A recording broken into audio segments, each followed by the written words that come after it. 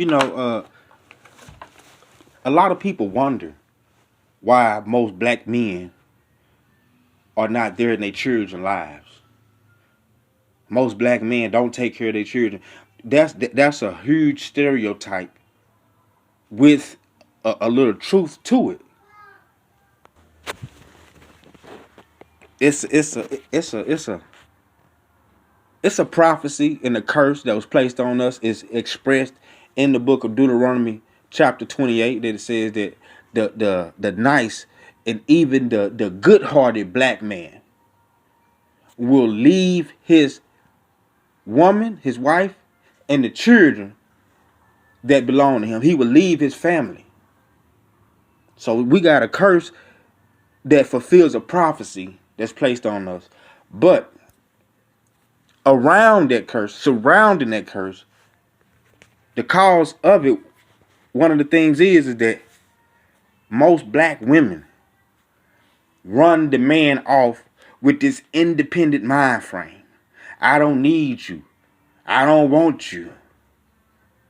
Because the man won't submit to her and be her slave, she gonna tell him, get out the child life. Every time he have a conversation with her, try to talk with her, it always end in a battle. It always end in turmoil. It always end in drama. Somebody fighting her. She got to call her brothers, or the police is being called. And here you is just trying to co-parent with her on raising your children. When you want to talk to her about, hey, can I get them this weekend? Or hey, how much they need for their school clothes? Oh, $800 or $500. Well, I ain't got but two. Well, I don't worry about it. Don't even come. Don't even, you can't come. And then this is the pure evil. And Judge Joe Mathis said that this is one of the worst things he do not tolerate in his court. Women holding the children hostage from their father due to lack of payment. He said he don't play that. I respect that judge for saying that, because most judges in America don't do that. No woman should be able to tell you, when you start paying me $200 or $300 a month, or you get back concurrent on your child support, which is AKA my support. That's how the woman think. It's extortion. Then I let you come see your children. These type of things happens and just tear down the spirit of a man from being a father, because it takes, anybody can have a child, but it takes a man to be a father. So what happened is his spirit gets deterred from him being a father, stepping up to the plate, because he's meeting so many unnecessary obstacles VA or from the mother.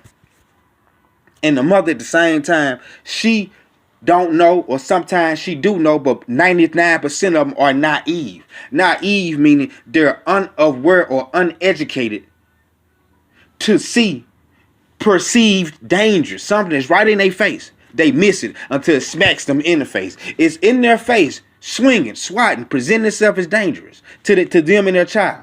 They don't recognize it until it's too late. That's what naive means. So the father, he begins to just give up, because he's tired of getting restraining orders put on him. He's sick and he's tired of getting domestic battery charges put on him. And she attacked him first, and he did not do nothing but defend himself from his baby mother or his children's mother. He didn't do nothing but try to defend himself. Now it's 20 police cars outside taking him to jail. He got to pay hefty fines, large amounts of money for bail to get out, when only thing he was trying to do is be there for his son, be there for his daughter. And that got him time in jail, license suspended, having to pay bail money, having to pay probationary fees, on top of child support. That's why most men decide to say, you know what? I went through hell trying to raise my son. I went through hell trying to be there for my daughter and protect her. I'd rather stop. So they stay away from the mother. They don't call the mother no more, because every time they call the mother, it to say, hey, I want to, I want to speak to my daughter, check on my child. I just want to see how she doing. Do she need anything? It ends up into a bloodbath or a screaming match, arguing, fussing, fighting. Brothers are being called on you. Uncles are being called on you. The police are being called on you because this woman is very, very evil and disrespectful. And to you men who got sisters that call you every weekend, talking about he hit me, he pushed me, he cussed me out. If you keep showing up, you should tell your sister she got one time for you to come and help her because she's in a struggle with a man that's trying to take advantage of her or trying to rape her or trying to beat her or trying to abuse her. She got one time. After that, you let her know you the fool. These men that you calling me on, talking about they hit you, they did this, they did that. No, you get one time to use me as a crash out, a crash dummy, or a vigilante warrior for you. You got one time for me to put my life online and spend the rest of my life in jail. Tell your sister she got one time. Now your first baby daddy, your second baby daddy, the dude on the side and the dude up the street, all them putting their hands on you, you getting in the fight. No, you just made it visible to everybody that you a fool. And you let your sister know, don't call me no more. I'll probably go out and have a decent, respectful man-to-man conversation with that dude. But no, I ain't finna, allow him to kill me or I kill him and now I'm in jail and then you out here chasing the next piece of meat. Nah. That's unwise to put yourself in prison for the rest of your life behind a whore. If your sister is a whore, hey, you know your sister a hoe. You see how she dressed. She don't listen to nobody. The family be trying to tell her, hey, stop doing wrong. Stop dressing like that. Stop disrespecting people. Stop being a bi. She cuss you out. Cuss your dad out. Cuss your mama out. She cuss your sister out. She cuss your grandma out. She very disrespectful. And you gonna show up at somebody's doorstep in her defense? You should take all 6 of those bullets or all 15 or all 32 of those bullets in that man's gun through your face. You deserve it. You don't take up for, if you had a brother, it's your brother, but he like to kick people's doors in. He like to run up in people's houses and slap them around with the gun. He like to touch on people's kids. He's foul. He's in the wrong. And then soon he call you hear somebody done got him, done something to him, done something. Y'all touch my brother. If your brother is in the wrong and he's foul, and you have noticed this, because you know your family. You know he in the wrong. You know he foul. And then something happened to him. And you done had a conversation with him saying, hey, man, you need to cut that out, man. Man, you don't need to be doing that. And he ignore your warning.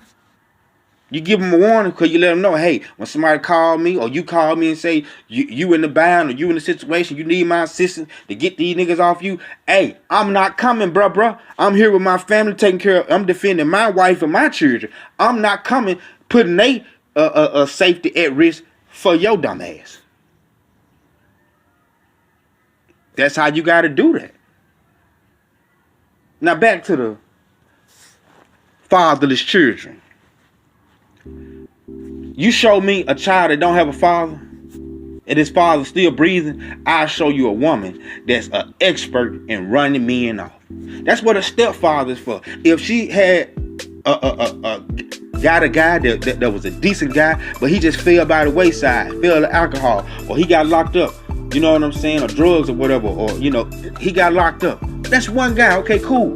Go and find a decent brother to step up and be the father, be a stepfather, not a stepdad. Difference between a stepdad and a stepfather. Stepdad don't give a damn. They just in the house to take advantage of the governmental benefits from the single parent household, the single mother household. A stepfather will come in and not bring the family down. He will bring the family up. And they'll move into his house. They don't have a car. They've been having to carry 10 and 12 bags of grocery from the grocery store and get on 6-7 bus and get a transfer just to get to the house with groceries. Nah, he bring a car. This y'all car. Y'all can ride and go to the grocery store, ride and go to the park. He bring more to the table. He builds the family up and make it complete. That's a stepfather. Stepdad, y'all still in a running, rusty, broke down, destitute situation. You're still in messed up, horrible, impoverished conditions. Mama got a man in the house, but he's sitting around watching the football game. His feet stinking up the house. He eat more than anybody in the house, but he never bought a bag of groceries in the house. And when he do bring some food in the house from Church's Chicken or from McDonald's, guess what? He put his name on it, put in the refrigerator. Don't touch my stuff. Anyway, that's the devil the Bible speaks of. Now, the woman should be able to see my children. The greatest gift I can give my daughter is a man here to protect her. The greatest gift I can give my son is a father here to follow his footsteps and teach him. So if his biological is not around, then you should be able to be wise enough to go find a decent brother to step up to the plate and be the father. So when you see these young boys, 13, 14, 15 years old, ain't nobody finna come in and try to be a father to a grown ass man. You and that boy mess around. I done seen 14, 15-year-old boys beat the shit out of their stepdad. 14, 15 out there playing football, lifting weights and stuff. Boy, 210 pounds. The stepdad ain't nothing but 150. Your mama said you need to clean your room up, and the stepchild beat the shit out of the stepfather. Done seen it happen. This happens all the time. You don't need to be trying to interfere with no crap like that. The reason why you have those type of situations is because of the mother. These women. Broken homes is what makes a ghetto. And a broken home is a house is a home that does not have men inside the household. Don't have fathers inside the household in these children's lives. That's what makes a broken home. A ghetto is a whole community filled with broken homes. Women out hooping and hollering and running rampant and running their mouth and they're going over here. Grown women, full grown women fighting over here, acting like 16-year-olds. Full grown women running over here fighting, going over here fighting. Ripping, running over here, sleeping with this dude. Running over, sleeping with that dude. That what make a ghetto, an impoverished community. And this is what white people always tell one another. Don't go over there, that's the hood. Don't go over there, that's the projects. Let me tell you something. Most places that are known as the hood, which is the bad side of town, used to be the good side of town 30, 40, 50 years ago. Most black neighborhoods that's so bad and dangerous used to be white neighborhoods 60, 70 years ago. So you tell me, is it the dirt, the grass, the ground, the buildings, or the people that is making these communities that used to be good turn bad? I beg to differ. It's the people.